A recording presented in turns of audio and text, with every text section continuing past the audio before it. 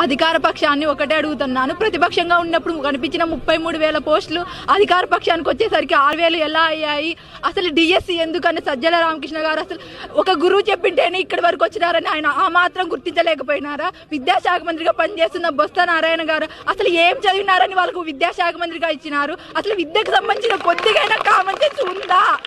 అసలు మీరు మనబడి నాడు నేడు అంటున్నారు, మీరు స్కూల్ కట్టిస్తున్నారే కానీ ఆ స్కూల్లో ఒక ఉపాధ్యాయులు లేకపోతే ఆ పిల్లల భవిష్యత్తు ఏమవుతుందని మీరు ఆలోచించారా? నేను ప్రతి ఓటర్కి ఒక్కటే అడుగుతున్నాను, మీకు 15,000 లంచం ఇచ్చి మీ పిల్లల జీవితాలను మీతోనే వేస్ట్ చేపిస్తున్నాడు మన జగన్మోహన్ రెడ్డి.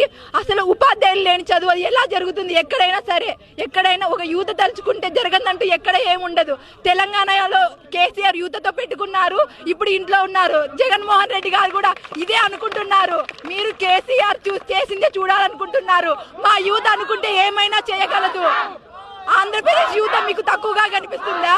మీ 10 లక్షల మంది నిరుద్యోగుల ఆవేదన మీకు అర్థం కావట్లేదా?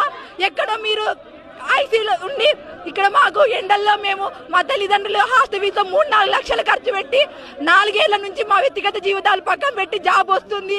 పల్లెల్లో మమ్మల్ని ఎన్నప్పటికీ మేము మా చదువు కోసం మా వ్యక్తిగత జీవితాలన్నీ వేస్ట్ చేసుకొని మరి జీఎస్సీ కోసమే పోరాడుతున్నాం.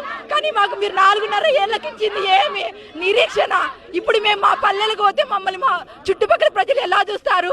ఏమో 4 ఏళ్ల నుంచి కష్టపడి ఏం చేసింది? ఏం ఉద్యోగం లేదు. మీరు ఇచ్చింది ఎన్ని? మా అనంతపురం జిల్లాకు 4 ఉద్యోగాలతో ఎవరు బాగుపడతారు? అనంతపురం జిల్లాలో ఖచ్చితంగా మీరు తలుచుకుంటారు.